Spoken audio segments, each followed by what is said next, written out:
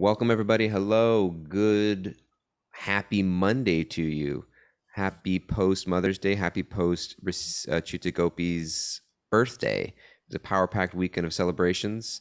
We're glad that you guys are all here with us. My name is Dayal Gurung. I'm here with Kishore Chandran and Chuta Gopi. This is Spirit Matters, your daily Bhakti Center podcast. And we're kicking off on Monday. First and foremost, how are you guys doing?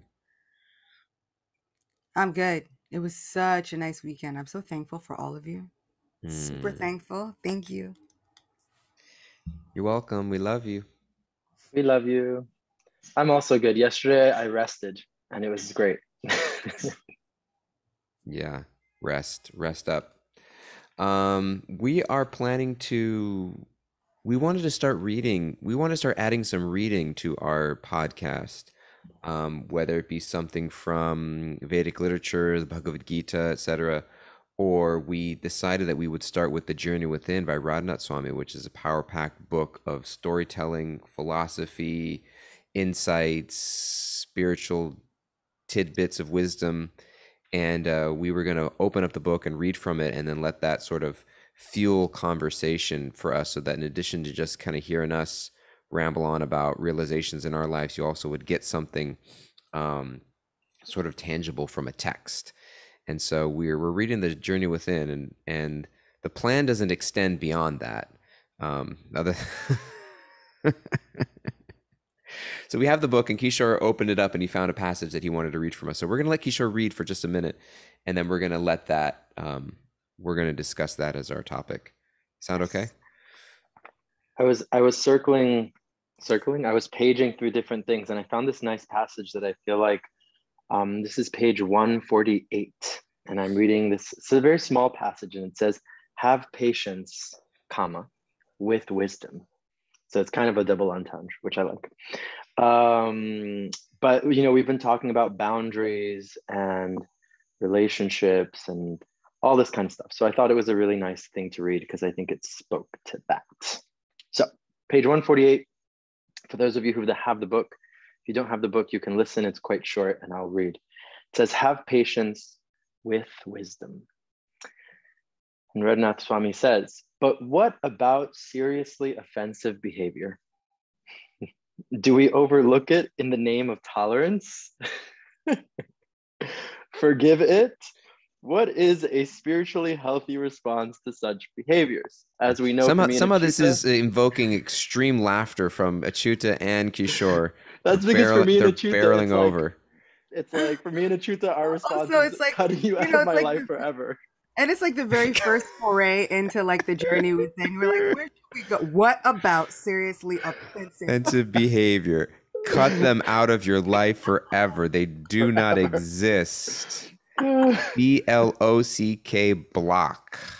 I mean, why are my text messages going through to Achyuta? So I thought this was a nice place to start. Because we've been talking about this. That's what we've been talking about. Where can I justify my behaviors in the journey with you? Oh, this is a good one. No. That's not what he says. That's not what he says. Okay. So continuing, Radhanath Swami says, there is nothing spiritual about allowing abuse to occur. Forgiveness does not mean ignoring abuse or letting it go unaddressed. It is not a spiritual quality to remain passive, where action may be required to protect the innocent or rectify serious offenders. To apply the balance between justice and compassion requires spiritual maturity and attention to the particulars of a situation. There are so many things in life we are powerless to change: the way others treat us, the weather, the course of a disease. Challenges of all sorts cross our path no matter how hard we try to avoid them. Still, we have freedom in how we respond. Reynold Niebuhr's famous serenity prayer comes to mind. God, grant me the serenity to accept the things I cannot change, the courage to change the things I can, and the wisdom to know the difference. Good character is a necessary foundation for meaningful, sustainable relationships and for a healthy community. My teacher once said, philosophy without good character is practically useless. Where's the cut them out of your life forever part? It was implied. It was implied. It was implied. But I thought this was really nice to read. I just read it once over before volunteering this section. I thought it was really interesting because I feel like Radhanath Swami speaks kind of a little bit to both angles of the situation here, which I thought was really nice and balanced. It's like, hey, there are things that happen in relationships, in society, with people, in communities, that it's like, you know, sometimes you got to speak up. Sometimes you have to do something about it, right? We can't let things go just like that. But then he also says, like, towards the end, you know, there's other times where it's like, you know, we just have to make sure that like we're taking care of ourselves, and that like our character is on point. Because if we're just trying to like rules and regulations and philosophy and this is how it is and etc., it's like none of that kind of matters, because if we're not good people and we're not like trying to have good character and just like be nice to each other, then what's the point of it anyway? Achyuta.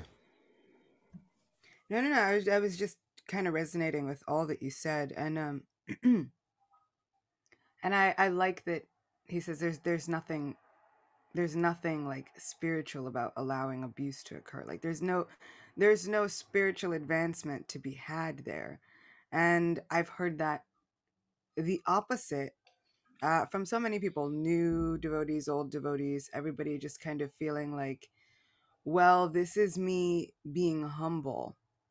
And I know we've said it before on this podcast, and I've said it so many other times, that there's such a difference between spiritual humility and being a doormat. And I like that Maharaj really does speak to both sides. There's, if you are in the position to do something, or in the position of an administrator, then this actually is your duty. This is part of your spiritual role, to speak up, say something, do something. But also, I like that still you don't just have to sit and allow something to happen. There was one time, you know, my daughter was playing with somebody, and then she got really upset, and I was like, what happened? And she's just kind of yelling at me from across whatever backyard we were in. And she was like, Mom, so and so is throwing rocks at me.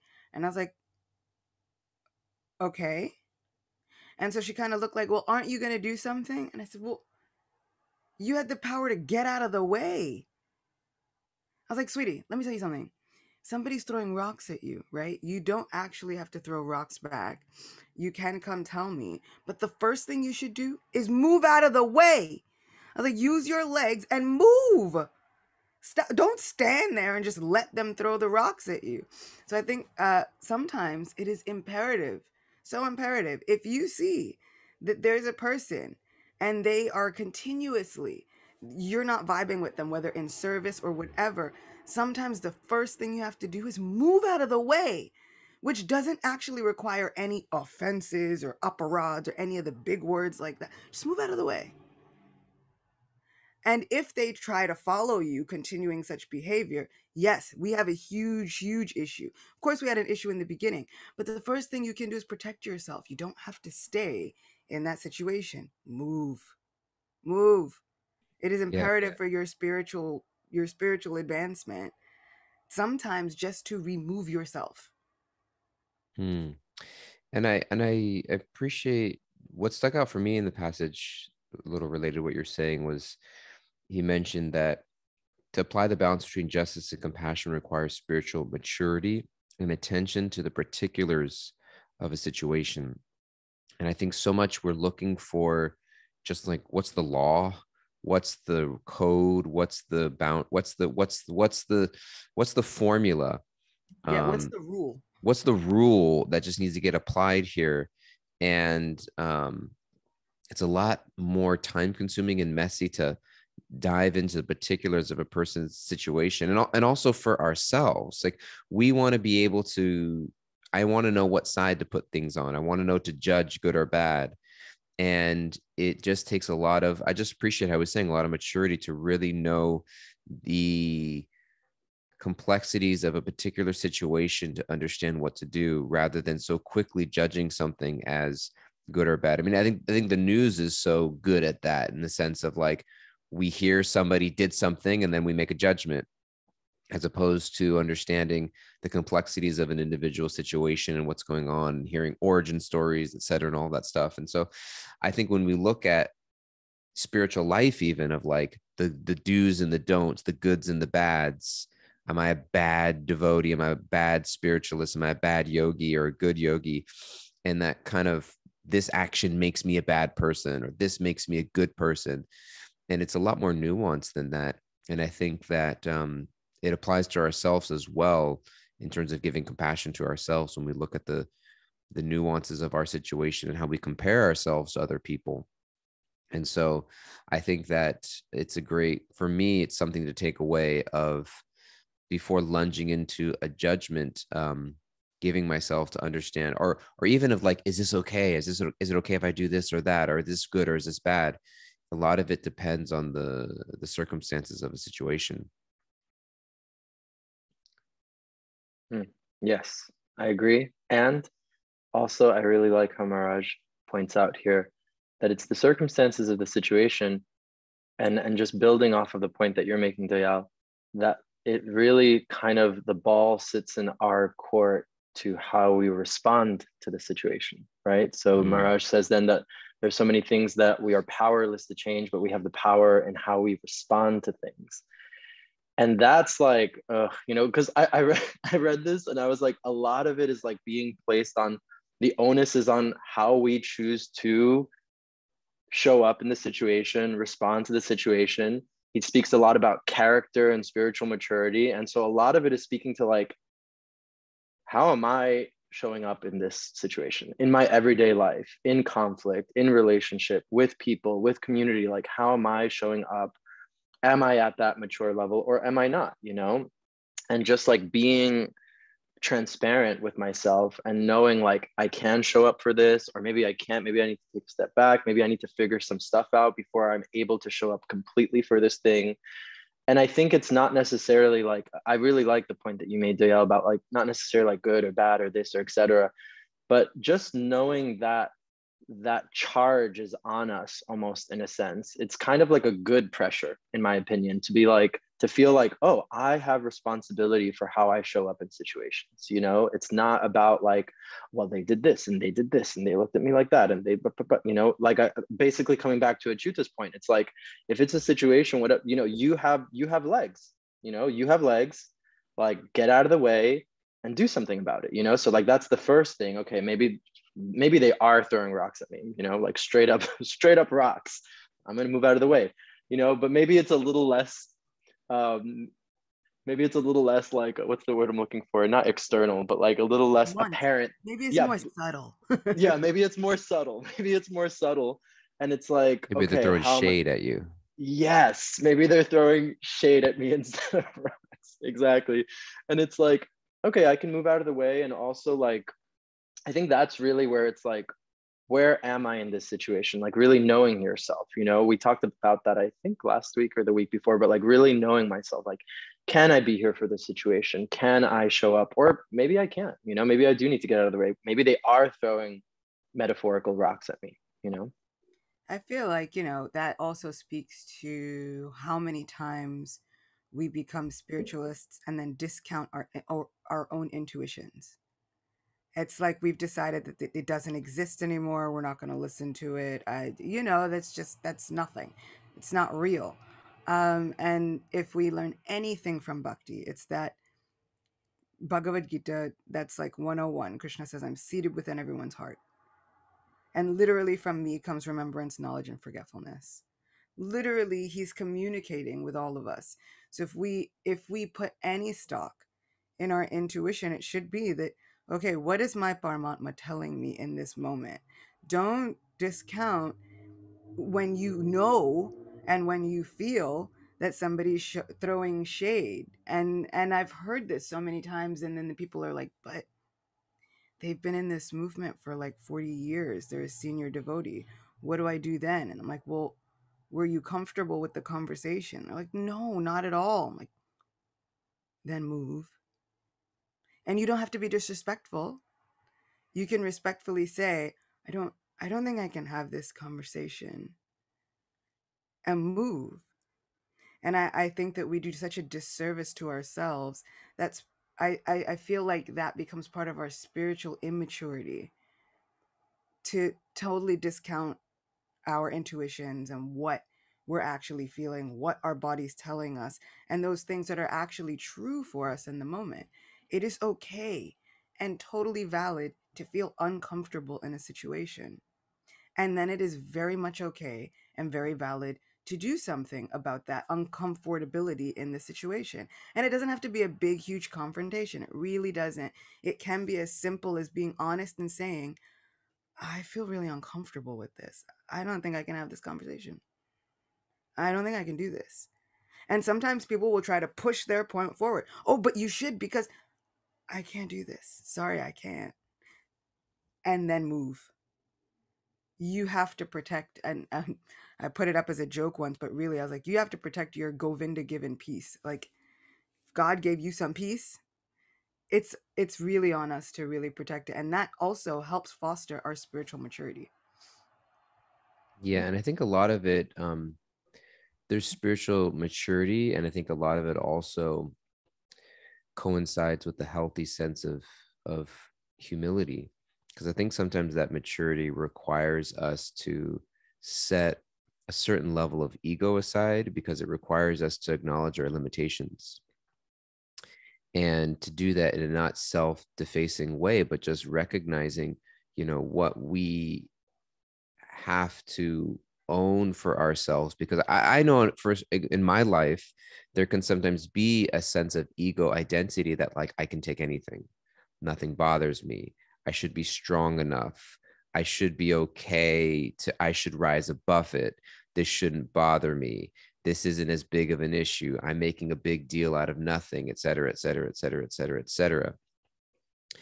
And I think that it sometimes can feel like a failure if I'm not able to just stick it out, or a weakness, etc. And I think that there's a healthy sense of humility that comes in a certain sense, but also like a liberating sense of it, of it's just like, this is what I can do, this is what I can't do. And this is, and it's not like, I think sometimes, like, we're looking for that perfect formula of, when is it okay for me to walk away, when is it okay for me to leave, when is it okay for me to say no. And it's like as if there's some certain like barometer, like you can buy like a chemistry chart and just like plug your situation in, and it'll tell you that, like, okay, everything you're going through justifies. And it's just not the case, because somebody else may be able to tolerate more, somebody else may be able to tolerate less, somebody else may be more bothered by something, somebody else may be less bothered by something. And it really requires a deep sense of self-awareness. And even like, where am I at right now? Maybe 10 years ago, I would have been able to handle something on a different level. Maybe 10 years from now will be different. But like right now in this moment, it's almost like, how tired are you? It's like, can you help me with something? It's like, well, some days I have more energy, some days I have less energy. In this season of life, in this phase of life where I'm at right now, taking into consideration everything else I have going on in my life, what am I able to handle and to face? And I think it requires just a sense of confidence in oneself to know and to be able to state, this is my limit, this is who I am, this is what I can and can't do. And it's not because you're so terrible, or it's not because what you're doing is so terrible anybody would respond like this. Well, no, not anybody. You're responding this way, and to really own that, and to be okay with that, and not need a justification. So, well, somebody else, well, so and so was able to do it like this. Well, that's them, this is me. And so I think that, like, you can look at it in a relationship of like, yeah, I mean, I think in terms of the standards people set for relationships, for their career, for their job, for, whatever it may be, I think it really, boundaries are something so personal and custom made, and we need to be able to allow ourselves to accept our limitations, because otherwise we get ourselves in a lot of trouble.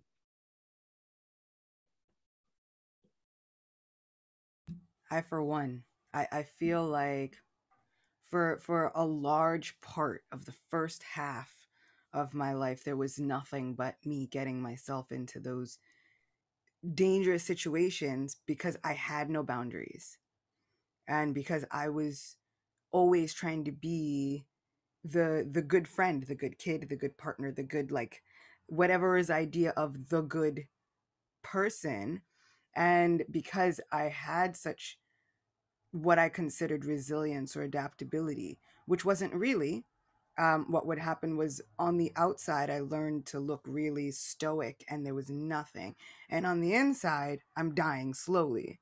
And it wasn't until really my 30s and my sister constantly telling me, like, literally, she would just, like, I'd get into a situation, I'd like call her and she'd just say the word, she's like, boundaries. And at one point, like, she would just start yelling at it. It was like, boundaries, like, like, come on. Because she really did not like me getting into these situations where I'm like, and then somebody said such and such to me. And then she's like, and what did you do? And I was like, well, and she's like, oh Lord, boundaries, boundaries. And it took a long time until recently for me to realize, oh wait, I'm having a reaction about something. If you eat something and then you start getting hives, you don't just sit there like, oh, well, nothing to be done. You start thinking, wow, I'm having a reaction. Mm, I should either change what I'm eating. I should cut that out of my diet. I should take something. I should do something. And so if you mm, were having an internal soul deep reaction, mm, it behooves us to really pay attention and then do the things spiritually that are medicine for us. It is mm. so important for us to really connect with these boundaries internally, to really go spiritually deep. And in the comment section, somebody, if you're in a situation and your soul is crying, that's something we need to listen to. And I think it's so interesting. We have this barometer, right? Tolerating more or less. What if it's not more or less? Everybody just has a different trigger, right? We might think, oh, that person is tolerating so much, they just have a different trigger. And that idea, like we said, that idea of really toughing it out, it's just that somebody else works differently. It's like, wow, fish can tolerate a lot of water. It's like, it's just different. Yeah, Just different. I love that. I think the food analogy and somebody was mentioning here in the chat, it was such a good point. It's like if someone comes in and says, we were on a retreat recently and someone's allergic to avocado. And it's like, you don't be like, tough it out, man. Come on, like just eat them and just get over it. Like you're in Mexico, have some guacamole. Like, come on, like get over it. It's like, no, okay, you're allergic. Like if you put that in your body, this reaction is going to happen. And we don't just eat with our mouth, we eat with our ears and our eyes and our mind. And we're always taking in stuff. And I think it's just for me, and I know we got to wrap up here, but boundaries, the idea that I guess it really for me rests on the idea that like I'm not capable of everything. It really kind of like this idea that like I can eat anything, I can see any, I can take anything. And I think that boundaries are just letting us know what our capacity is. And it rests on that idea that like I don't have an infinite capacity. And boundaries is simply that. It's just a recognition that I don't have an infinite capacity. Okay, so given that I don't have an infinite capacity, where's the line of where my capacity is in terms of whatever it may fill in the blank of all these areas of life. Um, we are out of time. We gotta wrap it up here. We want to hear our takeaway or Kimberly. She's always taking good notes for us. And if there's anything you want to wrap up for us, Kimberly, like here's some takeaways. If anybody's got any takeaways that are here in the audience, want to leave it in the chat, a phrase, a statement, please put it there. We'd love to hear from you. Then we'll hear our final, what we're walking away with from a Chutunki Shore. But Kimberly, what you got down for us? Yeah, so today I have there's no formula or barometer for how we should respond to things. Everyone has different triggers, so we have to allow ourselves to trust our intuition and accept our limitations. And we all have the power and responsibility for how we respond and show up in situations. I love that there's no formula for how we respond to things. Dana K says he's taking away the whole episode. Ha! Exclamation mark. Kristen, I'm loving this episode so much. Thank you for reminding me to listen to the wisdom of my intuition, not my ego. I thought you would say reminding me to listen to the wisdom of the sages. Also a good thing to listen to. Lots of wisdom there. Not my ego. Beautiful. Kishore and Achyuta, what are you guys walking away with? I'm walking away with this idea of having healthy boundaries and not being afraid to stick up for yourself, because I think that one of the biggest things that we get into the weeds with boundaries is how other people are going to be affected by them, or they're not going to understand my boundaries. Or if I say no, I'm going to come off this way, or if I do this, they're going to think this about me. And this mindset that you're bringing up, Doyal, of like, just keep on going, and like anyone can handle anything and tough it out, eat the avocado. It's like, I think that maturity comes from a place of really being able to just know yourself, have good boundaries, and stick up for yourself, and just say like, no, this is my limit, man, and I'm good. Beautiful. Chuta, what are you walking away with? One, I'm super thankful for you picking this section, Kishore. It wound up being such a good conversation. And also, yes, and this idea of, okay, fine, be a diva, be difficult to work with, especially if it means that you are protecting your mental health, your emotional health, your spiritual health, because that's where Krishna lives. That's where Krishna speaks to each one of us. Like, from that place, our Supreme Person says, I'm communicating with you, sending you love, sending you all of these beautiful communiques. And the more that we ignore them, the less we hear them later on. And so then we might find ourselves 40 years down the line, practitioners of a spiritual practice, and we don't even hear the voice of our own best friend. So it's so important, I think, for us to really, really listen to it. Pay attention to your emotional allergic reactions. There's some good. I was originally thinking to title this episode, there's no formula for how we respond to things, but I think I'm going to shift it to be a diva. And emotional allergic reactions. I like that one too. I think the simple takeaway I have is just the reminder that I don't have an infinite capacity, although I think I need to. And I think that the idea of wanting to push the limits of my capacity and just relating that back to ego, false ego, and how much, why do I feel the need to push myself so much? Is it because I feel like I'm not going to be accepted? Is it because I feel like I'm not worthy? Is it because I feel like I'm going to be alone or rejected? Like I need to push the limits of my capacity. Like why would I sacrifice my well-being for something? And what is that something? And is that something that, is it really true? And so, yeah, just kind of acknowledging capacity and, what is it that drives me to push the limits of my capacity and to give up that false chase. So thank you, Kishore, for reading that passage. Thank you all for listening. Thank you all so much for being here, being with us. We love you all tremendously. If you'd like to take a weekend away with Kishore and I not this weekend, but next weekend, what is that, the 19th or something like that? May 19th weekend. We're going to digital detox upstate. I keep forgetting to mention this at the beginning. Digital detox upstate New York, 19th weekend. Turn in your digital devices, unplug, and just, we're not going to have a podcast on that Friday because we're going to be unplugged. Go to bhakticenter.org if you want more information. Be in touch, guys. Be well. Thank you so much. Take care. We'll see you next time. Bye-bye.